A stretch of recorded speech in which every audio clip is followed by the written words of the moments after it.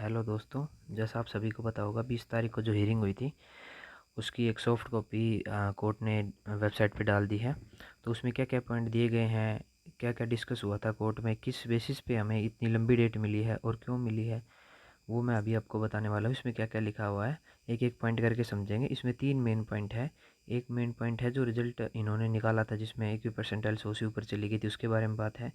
एक में कमीशन कह रहा है कि नॉर्मलाइजेशन हटा सकते हैं आप। और तीसरा पॉइंट ये है कि जो अभी जो मेथड लगा रखा है की परसेंटाइल वाला, उसको वेरीफाई के लिए आईएसआई के एक्सपर्ट को क्यों बुलाया गया है, ये तीनों चीज़ इसमें बता रखी है। तो चलिए वन बाय वन तीनों को देखते हैं। तो इसमें पहला ही पैराग्राफ में है, ये लिख रखा है, one of the arguments as raise by the petitioner is that there has been a deviation in the preparation of the merit list. ये उस रिजल्ट की बात कर रहे हैं जिस रिजल्ट में फीमेल कांस्टेबल का रिजल्ट निकाला था जिस तरीके से, उसके अंदर जो इन्होंने एक सोशो इकोनॉमी के नंबर जोड़ने के बाद इनकी जो मेरिट है वो 100 से ऊपर चली गई थी। ये लिख रखा है, देखिए, the respondent commission therefore sought opinion for the ISI. और तब इन्होंने आईएसआई दिल्ली से संपर्क किया। तब आईएसआई दिल्ली ने इनको इक्वी परसेंटाइल मेथड को अडॉप्ट करने के लिए कहा। ठीक है, ये तो इन दो पॉइंटों में लाइन है। दूसरे पैराग्राफ में दे रखा है कि learn council appeal that respondent commission rely upon the various affidavit that has been submitted in the court categorically submitted that formula as submitted by the ISI Institute has been followed in the letters spirit and mathematical calculation cannot be disputed। तो इसमें कह रहा है HSSC ने ये कहा है हमें कि हमने तो ISI से मान्यता प्राप्त फॉर्मूला लगाया है, तो इस पे आप क्वेश्चन नहीं कर सकते हैं।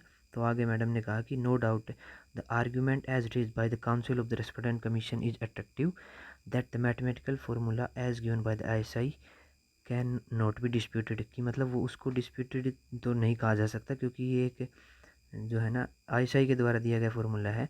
लेकिन the court would be necessary to get a responsible person from ISI. उनको एक बंदा चाहिए जिसको ये नॉर्मेशन मेथड के बारे में सब कुछ पता हो, इक्वी परसेंटाइल के बारे में, और वो उनको नेक्स्ट हियरिंग पे आके ये सब समझाइए। देखिए, present in the next hearing या फिर हियरिंग से पहले भी।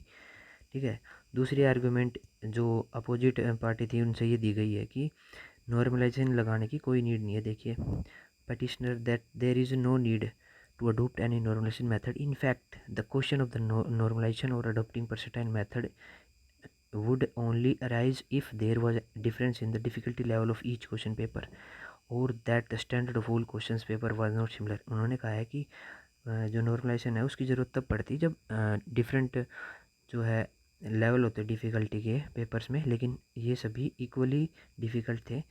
Since the court not equipped to deal with this.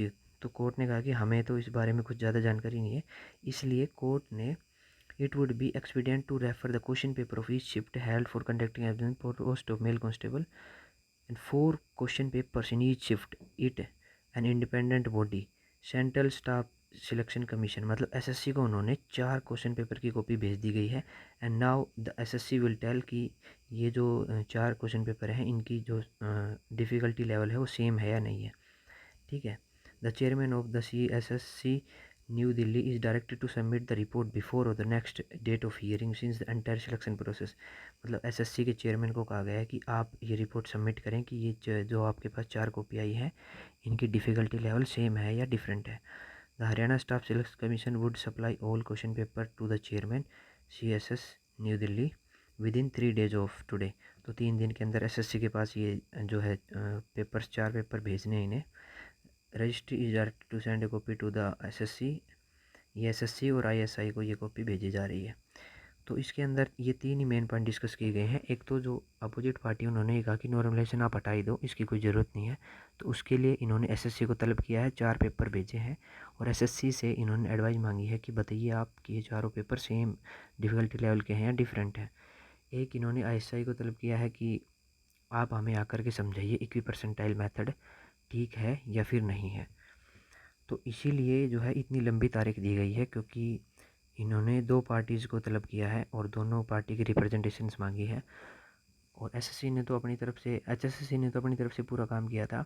उन्होंने कहा है कि हमने तो आईएसआई के द्वारा दिया गया फार्मूला ही अपनाया है, लेकिन जो अपोजिट पार्टी उन्होंने कहा है कि इन्होंने कुछ छेड़खानी की है फार्मूले के साथ, इसको मैनिपुलेट कर रखा है। इसलिए जज साहिबा ने बोल दिया कि आईएसआई से बंदा हमें आके एलेबरेट करे। तो इसीलिए हमें इतनी लंबी डेट मिली है।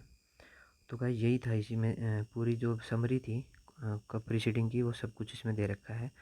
तो अभी देखते हैं एसएससी अपना जवाब सबमिट करती है, फिर आईएसआई के बंदे अपना जवाब सबमिट करेंगे, तब जाके अगली हियरिंग पे इसमें फर्दर प्रोसीडिंग हो पाएगी। चलिए guys, thank you, hope for the best. आगे क्या होता है देखते हैं।